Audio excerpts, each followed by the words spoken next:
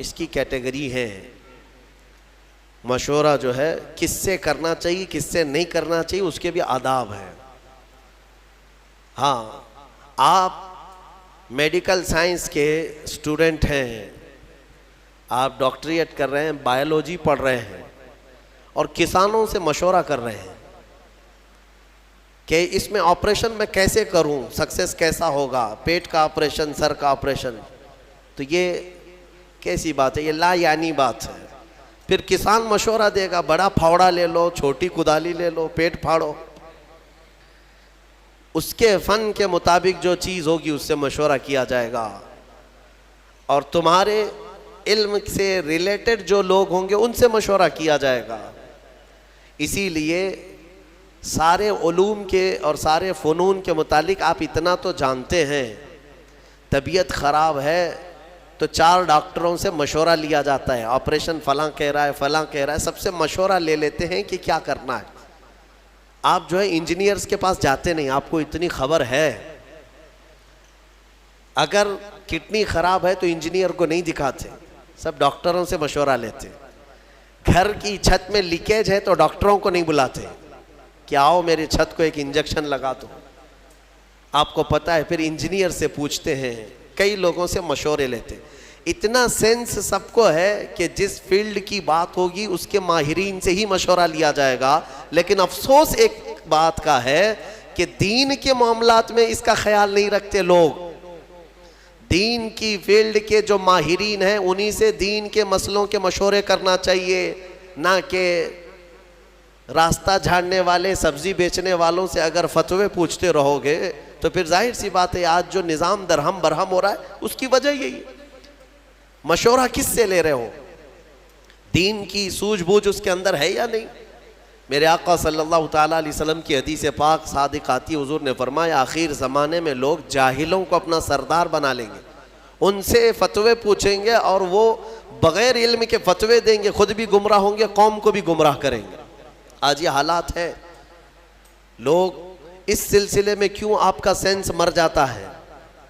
قرآن کے متعلق, حدیث پاک کے متعلق دینی معلومات جو کچھ بھی لینی ہے وہ دین کے ماہر علماء سے ہی لینی چاہیے.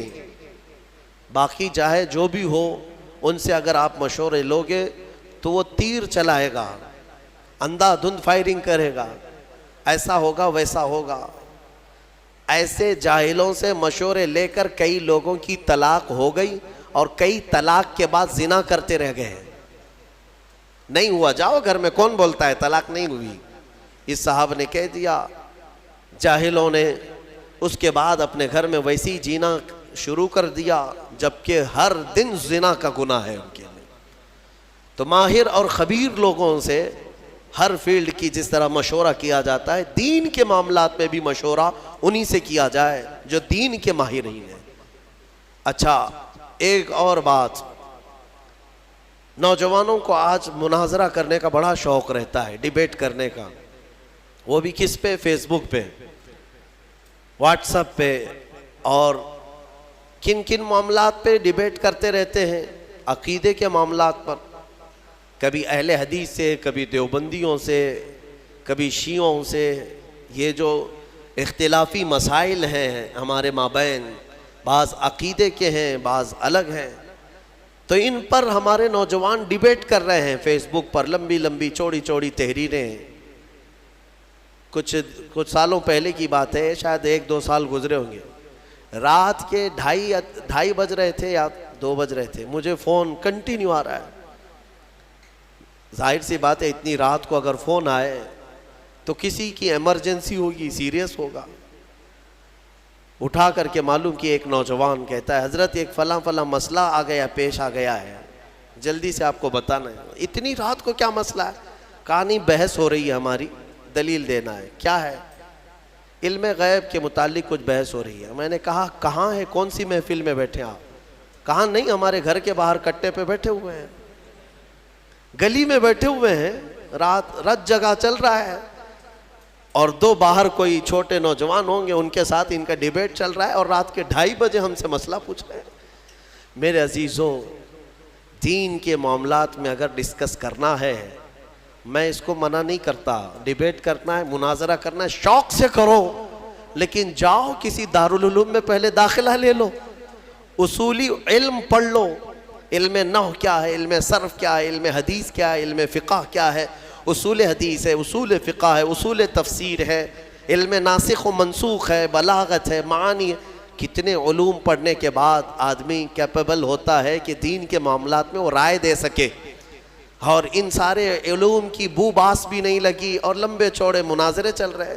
ہوتا یہ ہے کہ پھر گمراہی آ جائے گی، گمراہ، یا تو تم گمراہ ہو جاؤ گے یا سامنے والے کو گمراہ کرو گے۔ اس لیے ان معاملات میں جب بھی کبھی ایسے معاملات آ جائیں، ڈسکشن کرنا پڑے، ڈیبیٹ کرنا پڑے، کچھ لوگ چھیڑتے ہیں، تم لوگ ایسا کرتے ہو، اس کی کیا دلیل ہے؟ ان کا جواب صرف ایک ہی ہے کہ چلے ہمارے علماء اکرام کے پاس بیٹھتے ہیں، وہاں سے آپ کو ساری چیزیں مل جائیں گی، وہاں سے آپ کو بتا دیا جائے گا۔ اور وہ جتنے چوہے تمہیں گمراہ کرتے ہیں وہ کوئی علماء کے پاس نہیں آنا چاہتے، راستے پہ، نکڑ پہ، بازار میں پکڑ پکڑ کر کے تمہیں دلیلیں سنانے کی کوشش کرتے ہیں، حدیث میں یہ ہے، بخاری میں یہ ہے، مسلم میں یہ ہے۔ سامنے والا امپریس ہوتا ہے۔ شاید ہمارے پاس بھی ایسے بہت سارے ہیں۔ ایک صاحب آئے اور کہنے لگے، کسی بات کے بارے میں سوال کرنے لگے، کہا کہ یہ آپ حدیث سے بتا سکتے ہیں کہاں ہے؟ کہا میں بتا تو سکتا ہوں، آپ کو سمجھ میں آئے گا؟ میرے ڈیسک پر یہی کی بات ہے، جب میں یہاں موجود تھا بڑی کتاب رکھی ہوئی تھی، میں نے کہا یہ دیکھیے یہ بخاری شریف اگر میں کھول کر کے دکھاؤں گا تو آپ مان لیں گے؟ انہوں نے کہا کیوں نہیں مانیں گے، بالکل مانیں گے، بخاری شریف کو مانیں گے ہم۔ میں نے کہا یہی تو تمہاری گمراہی ہے، یہ بہار شریعت رکھی ہوئی ہے، سامنے موٹی کتاب بہار شریعت رکھی ہوئی ہے، ہم نے صرف اس سے کہا کہ یہ بخاری شریف دکھائیں آپ کو، تو ان کو کتاب کا نام تک نہیں معلوم، تو پھر کس بات پر ڈسکس کرنا چاہتے ہیں؟ تو جہالت کے معاملات ایسے ہیں میرے عزیزو، آدمی گمراہ ہو جاتا ہے۔ اسی لیے میں جو بات کہہ رہا ہوں وہ یہ ہے کہ جب ایسے معاملات آئیں تو دین کے ماہرین کے پاس جاؤ، جو علم والے ہیں۔ قرآن بھی کہتا ہے فَاسْأَلُوا أَهْلَ الذِّكْرِ إِن كُنتُمْ لَا تَعْلَمُونَ، اہل ذکر یعنی علم والوں سے سوال کرو اگر تمہیں کسی بات کا علم نہیں ہے۔ اللہ تعالیٰ نے فرمایا جاؤ ان سے پوچھو، سوال کرو۔ تو یہ مشورہ، اور کچھ لوگوں کے متعلق فرمایا گیا مشورے نہ لیں، وہ لوگ جو فاسق و فاجر ہیں، اللہ کا خوف نہیں رکھتے دل میں، ان سے مشورہ لینے کی ضرورت بھی نہیں، ان سے مشورہ لینے کی ضرورت بھی نہیں ہے۔ جن کو آخرت کا خوف نہیں، اللہ کا خوف نہیں، وہ تمہارے حق میں بہتر مشورہ کیا دے سکتا ہے؟ مشورے کے لیے سب سے بہتر وہ شخص ہے جو اللہ کا خوف رکھتا ہے اور آخرت سے ڈرتا ہے، وہ مشورے کا سب سے موزوں آدمی ہوا کرتا ہے۔ اور اس کے علاوہ بعض مقامات پر یہ بھی کہا گیا ہے کہ بہت چھوٹے نابالغ اور عقل نہ رکھنے والوں سے مشورے نہ لیے جائیں، اور بعضوں نے کہا کہ عورتوں سے بھی یہ نہیں ہے کہ لینا ہی نہیں چاہیے، بات کر سکتے ہیں، ڈسکس کر سکتے ہیں، مشورے لے سکتے ہیں، لیکن ضروری نہیں کہ ہر مشورے پر عمل کیا جائے، ضروری نہیں ہے ہر مشورے پر عمل کیا جائے۔ میں نے شاید اس سے قبل بتایا تھا، حضور پاک صلی اللہ تعالیٰ علیہ وسلم نے اپنی ازواج مطہرات میں حضرت ام سلمہ رضی اللہ تعالیٰ عنہ کی اس بات پر تعریف فرمائی تھی کہ عورتوں میں سب سے بہترین مشورہ دینے والی خاتون۔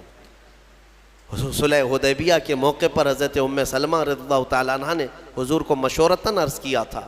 حضور صحابہ سے کہہ رہے تھے بال منڈا لو، احرام اتار لو، کوئی نہ بال منڈا رہے تھے نہ احرام اتار رہے تھے۔ 3 بار حضور نے فرمایا تو حضور کو غم ہوا، اندر آئے تو غمگین تھے۔ ام سلمہ نے یہ عرض کیا یا رسول اللہ، آپ انہیں بولے نہیں، ان کے سامنے جا کر آپ خود اپنے بال حلق کر لیں، اپنا احرام اتار لیں۔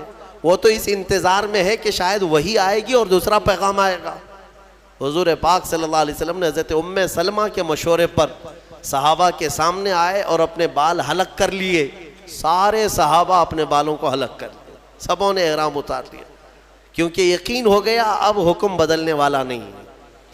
تو یہ مشورے کے آداب آپ سیکھیں، اور پھر نظام جو ہے مشورے سے ہی چلتا ہے۔ حضور پاک صلی اللہ تعالیٰ علیہ وسلم جب بڑے بڑے معاملات بھی ہوتے تو صحابہ کو جمع کرتے، مشورہ کرتے۔ مشورے کی ایک دوسری خصوصیت یہ بھی ہے کہ کام ہونے سے قبل اگر کوئی اہم کام ہے تو فرمایا گیا کہ ایسوں سے مشورہ کرو جو تمہارے راز کا امانت دار ہو، رازوں کا امین ہو، اس سے مشورہ کرو۔ یعنی آج تم مشورہ کرنے کے لیے گئے، مشورہ تو دے دیا اور اس نے پھر جا کر کے طبلہ بجانا شروع کر دیا، میرے پاس آیا تھا فلاں ایسا کیا ہے ویسا کیا ہے۔